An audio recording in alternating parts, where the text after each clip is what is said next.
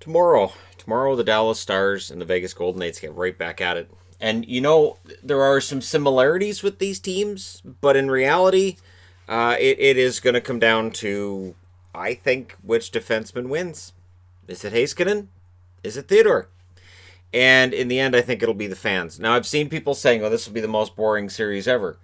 Yeah. If it wasn't for the fact Dallas scores a ton of goals, and if it wasn't for the fact that both of these teams have some pretty big, fast players, they both have veteran players who will not like each other by shift number 2 of game 1. I expect there to maybe be a fight or two. I could see that happening. So while Reeves was running around a bit against the Canucks and couldn't find anybody to fight with him, and I don't blame a single Vancouver Canuck for saying, I got better things to do. I'm sorry, I'm busy right now. I'd love to fight you, Ryan, but no. Dallas, you might find a guy or two is willing to go with them. Alexiak, I could see, for instance. So this could be a different series. And of course, with Reeves, there's at the time I'm recording this, he's having a hearing for the hit to the head on Mott, so we don't know whether or not he's going to be suspended. And I don't know. We'll see. Again, spin the wheel, right? So Dallas is here after losing a 3-1 series lead. Vegas is here after losing a 3-1 series lead. Dallas had problems with their ability to finish. Their goaltending looked kind of shaky. Vegas had problems with their ability to finish. At times, their goaltending didn't look shaky, but they were being out goaltended by Thatcher Demko.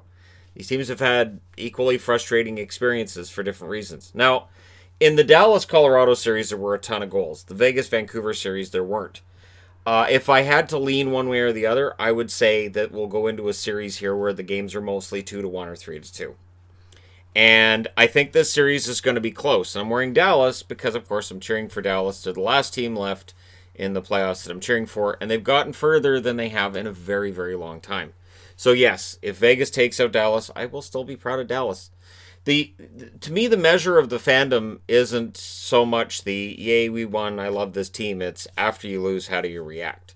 And that to me is a measure of how somebody is as a fan. So when your team loses and you're like, that's it, I'm just throwing everything out. This team sucks. This team, I'm going to find somebody else to. Who else can I cheer for? How about Toronto? Oh, God. So that's the thing, right? Like, to me, if Dallas loses the series, no harm, no foul. The fact they got here with Hudobin as the starter is fantastic. Hudobin 8-5 with a .909 save percentage. He looked shaky yesterday against Colorado. He really did. Bishop 1-2 with an .844 save percentage. He, of course, has been unfit to play. And so we'll see if that changes for this series. Leonard, 8-4 with a .918 save percentage. He has the best save percentage of all 4 goaltenders in this series. And yet, even though he had 3 shutouts against the Canucks, there's still endless discussion of whether or not it should be Fleury, who's 3-0, yes, but an .893 save percentage. And so I get it, but Leonard's the guy. Clearly, Peter DeBoer wants Leonard to be the guy. The Vegas Golden Knights want Leonard to stick around, and they're better off. They are better off with Leonard and Fleury than they would be if Leonard was just a pure rental, and they had Fleury and who? Dansk? Like, who would be the number 2 then if he left? Then you pick up Grice, or you pick up somebody? No, keep Leonard. So power plays and penalty kill. Dallas has the better power play at 28.3%. Vegas at 20.4%. Vancouver's penalty kill was very good in that last round, though. Penalty kill, that favors Vegas 87.8% to Dallas's 82.3%. Special teams, both of them are pretty good. Again, if your number's over 100 combined between your power play and your penalty kill, it's considered to be pretty good. If it's 110 or higher, you're considered to be elite. 108 here, 110 here, and go.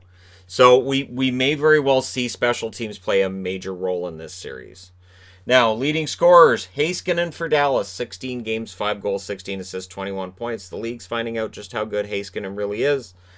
Theodore leads Vegas, 15 games, 6 goals, 10 assists, 16 points, and the league's finding out how good Theodore is. They're both winning the Norris together next year with Makar, with Hughes. Apparently Sergachev's going to win it. Everybody's going to they're going to have just Oprah Winfrey up on the stage. Just, you get a Norris, and you get a Norris, and you get a Norris. So, Gurianov, 16 games, 8 goals, 7 assists, 15 points is number 2 on the list for Dallas. Now, 4 of those goals were in one game, and you have to mention that because they were all in one game. He's a very hot and cold kind of player. Stone, 15 games, 6 goals, 9 assists, 15 points for Vegas. Not quite as hot and cold, pretty consistent. Very frustrated by Demko. I expect his scoring numbers to actually get better against Dallas.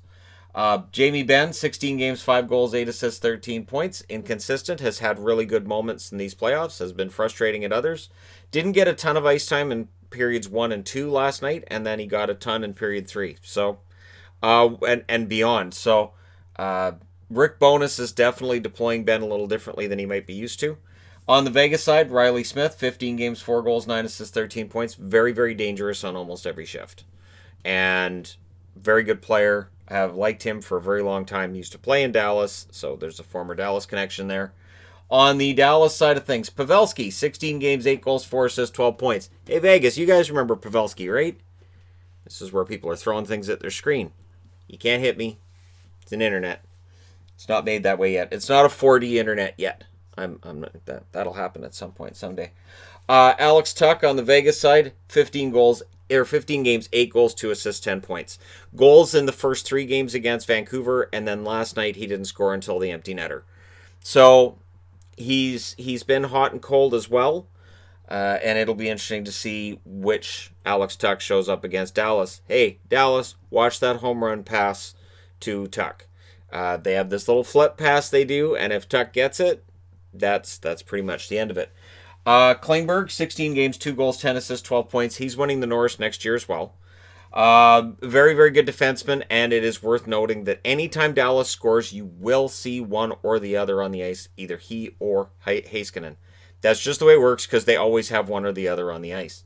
Marchessault, 15 games, 3 goals, 6 assists, 9 points. Marchessault seemed off against Vancouver, and I know his social media blow up and people talking about him diving and this and that. It just seems like he's off. Now, whether something is physically off or not, we'll find out in this round. I would say that if he struggles to score against Dallas, I can go ahead and say, yeah, it's probably something physically off.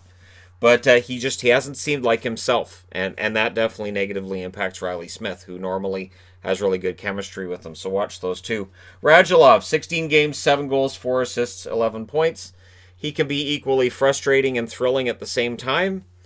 He is a unique person that way, and he's a player that I've endlessly debated about his place on the Stars, and every time I think I've got it figured out for the positive or the negative, the pendulum slides the other direction. Even during yesterday's Game 7, it slipped a couple of times one way or the other.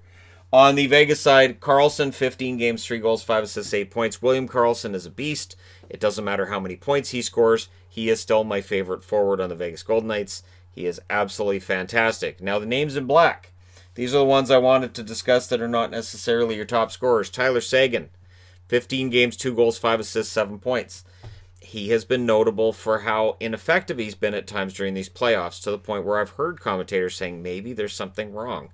Maybe he's got some sort of a nagging injury that's bothering him. I don't know what it is, but Seguin at this stage has kind of been a passenger on a Dallas team that's now in the Final Four. If the Stars are going to knock off Vegas, they're going to need more from Tyler Seguin, because it's going to have to be a complete and total team buy-in. They cannot have passengers at this time of year.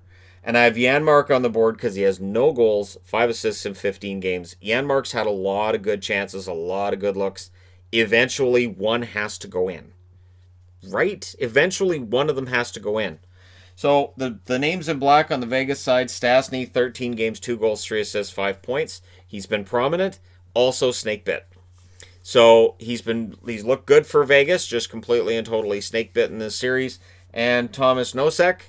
Nosek, 5 games, 1 goal, 1 assist, 2 points. He came back for Vegas last night, and I think that was a positive. It bumped Nick Cousins out of the lineup. Cousins does tend to take penalties here and there that might be frustrating to you if you're a Vegas fan. And having Nosek back in there probably removes some of that frustration. So, yeah, for me, I'm definitely leaning towards Vegas winning this series, but it's close. This is definitely going to be close, and I'm calling it to be closer than I would have if you told me 2 weeks ago these teams were going to meet each other. I would have said, Vegas should take them out in 5.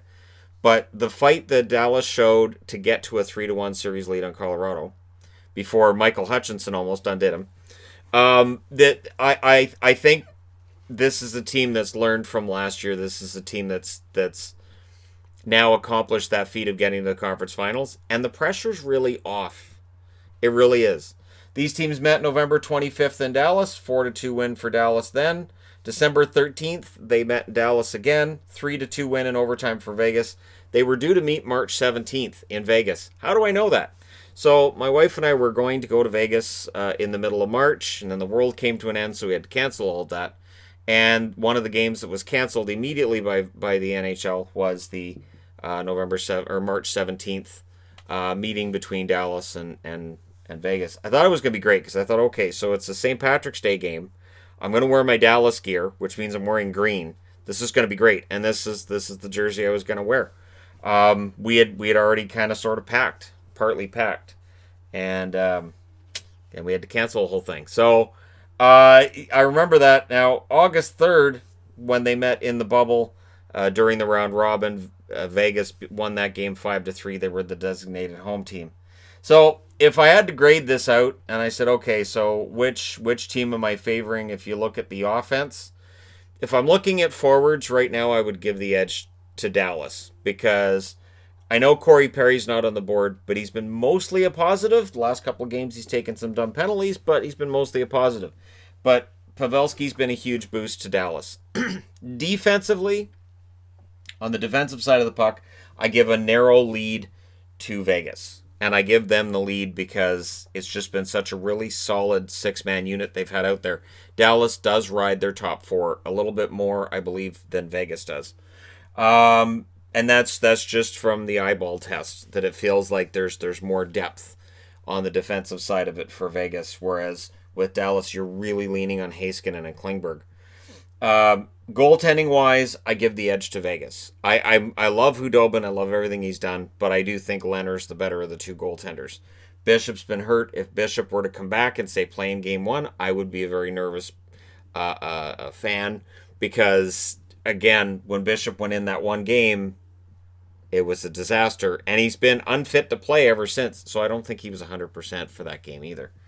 I still don't understand why that happened, because I think that's how that series got to 7. I really think that if they hadn't started Bishop, and that just seemed to throw everything off, and then they didn't play well, and then you force a game 6, which snowballs to a game 7, right? So yeah, and then if I'm going by the no pressure part of things, with the team that has the least amount of pressure I'm giving a point to, I go with Dallas. Vegas is expected to win the Stanley Cup this year by many. And Dallas wasn't supposed to be here. So I think Dallas is still kind of playing with house money. I know they are. And we'll see how it goes. So there you go. Let me know who you think could possibly win this series in the comment section below and why. Don't forget to hit like and subscribe if you're browsing your way through. You just happened upon this video. This should be a fun series. It should be a physical series. Both of these teams can throw a ton of hits. Both of these teams can take a ton of hits. They're both big teams. And they're both teams with a nice mix of veterans and youth. And again, I think this is going to be a fun series. Let me know your thoughts. Thank you guys so much for all your support. I'll talk to you again soon.